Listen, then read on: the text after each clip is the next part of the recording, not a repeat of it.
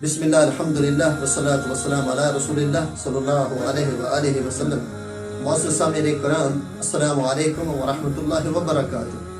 موجودہ حالات کے اندر خاص طور پر اور عام حالات کے اندر مصیبتوں اور پریشانیوں سے نکلنے کے لیے علماء گفتگو کر رہے ہیں۔ اسی حوالے سے چند گزارشات پیش کرنا مقصود ہے۔ دیکھیے، ابراہیم علیہ السلام کا قصہ قرآن مجید کے اندر موجود ہے کہ جب ابراہیم علیہ السلام کو آگ کے اندر ڈال دیا جاتا ہے تو اللہ سبحانہ و تعالیٰ آسمانوں سے حکم دیتے ہیں، قُلْنَا يَا نَارُ كُونِي بَرْدًا وَسَلَامًا عَلَىٰ ابراہیم، کہ اے آگ ابراہیم علیہ السلام کے حوالے سے ٹھنڈی ہو جا اور سلامتی والی بن جا۔ اب آگ کی خاصیت کیا ہے؟ جلا دینا، اور اس کو بنایا کس نے؟ اللہ سبحانہ و تعالیٰ نے۔ اور اس کی جلانے کی خاصیت کو کس نے ختم کیا؟ اللہ سبحانہ و تعالیٰ نے۔ بین ہی یہ جو وائرس کرونا جسے کہا جاتا ہے، اس کی خاصیت کیا ہے؟ یہ انسانوں کے جسم کے اندر داخل ہو جاتا ہے اور انسانوں کے جسم کو ڈیمیج کرتا ہے، مار دیتا ہے۔ ہزاروں کی تعداد کے اندر جو ہے اس وقت اموات ہو چکی ہیں۔ اب اس وائرس کو روکنا اور اس کی خاصیت کو ختم کرنا، یہ کس کے اختیار کے اندر ہے؟ جس نے اس کو بنایا، یعنی اللہ سبحانہ و تعالیٰ۔ لوگ کہتے ہیں ہم اللہ سبحانہ و تعالیٰ سے دعا کرتے ہیں، لیکن یہ جو ہے نا وبا پھیلتی جا رہی ہے، پھیلتی جا رہی ہے، پھیلتی جا رہی ہے۔ دیکھیں، اللہ سبحانہ و تعالیٰ قرآن کے اندر ارشاد فرماتے ہیں کہ ہم بڑے عذاب سے آنے سے پہلے، یعنی قیامت کے دن جہنم کے اندر جو عذاب آئے گا، بڑا عذاب ہے، اس کے آنے سے پہلے ہم دنیا کے اندر چھوٹے چھوٹے عذاب لے کر آتے ہیں۔ کیوں؟ لعلہم یرجعون، تاکہ لوگ جو ہے دین کی طرف، اللہ کے دین کی طرف، دین اسلام کی طرف رجوع کریں، محمد صلی اللہ علیہ وسلم کی اتباع میں آ جائے۔ اس مقصد کے لیے ہم چھوٹے چھوٹے یہ عذاب لے کر آتے ہیں۔ میں ایک مثال دیتا ہوں دنیا کے، کہ ایک بچہ وہ سکول میں پڑھتا ہے، استاد اس کو سبق دیتا ہے کہ بچہ یہ یاد کر کے آ، اور بچہ اگلے دن جو ہے وہ سبق یاد کر کے نہیں آتا، استاد اس کو سزا دیتا ہے، اور استاد اس کو کہتا ہے کہ دیکھ سبق کو یاد کر کے آ کل دوبارہ اچھی طرح، اگر نہیں یاد کر کے آئے گا میں تجھے جو ہے نا وہ سزا دوں گا۔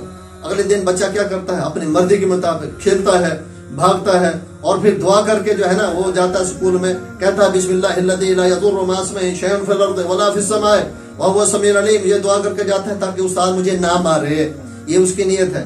کیا وہ اس دعا سے وہ بچ جائے گا؟ اس نے سبق تو یاد نہیں کیا۔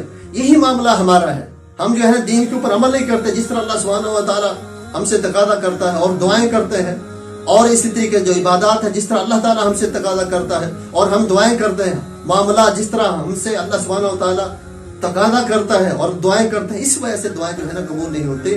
لعلہم یرجعون، جب تک ہم دین حنیف، اللہ سبحانہ و تعالیٰ کے اس دین کی طرف، دین اسلام کی طرف راغب نہیں ہوں گے، رجوع نہیں کریں گے، اس وقت تک ہماری جو ہے وہ دعائیں قبول نہیں ہوں گی۔ ایک مکینک جو ہے، مکینک وہ اپنی مرضی کے مطابق گاڑی کو ٹھیک کرنے کی کوشش کرتا ہے۔ گاڑی چلتی ہے، رک جاتی ہے، چلتی ہے، رک جاتی ہے۔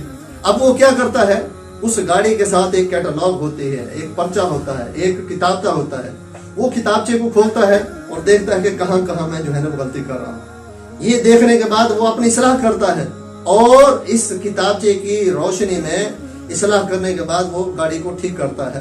گاڑی جو ہے نا چل پڑتی ہے، صحیح ہو جاتی ہے۔ یہی معاملہ ہے ہمارا کہ ہم دیکھیں کہاں پر ہم جو ہے نا کوتاہیاں کر رہے ہیں۔ اللہ کے نبی صلی اللہ علیہ وسلم کے حوالے سے قرآن کے اندر اللہ فرمائے لقد کان لکم فی رسول اللہ اسوۃ حسنہ، محمد صلی اللہ علیہ وسلم کو دیکھو جس طرح انہوں نے اس قرآن کے اوپر، اس حدیث کے اوپر، اس منہج کے اوپر، اس سلیبس کے اوپر عمل کیا۔ اگر آپ بھی اس طرح عمل کریں گے تو کامیاب ہو جائیں گے۔ ہم دیکھیں کہ ہم اس منہج کے اندر، سلیبس کے اندر کہاں پر غلطیاں کر رہے ہیں۔ محمد صلی اللہ علیہ وسلم نے کی جو سیرت ہے اس کے حوالے سے ہم کہاں پر غلطیاں کر رہے ہیں۔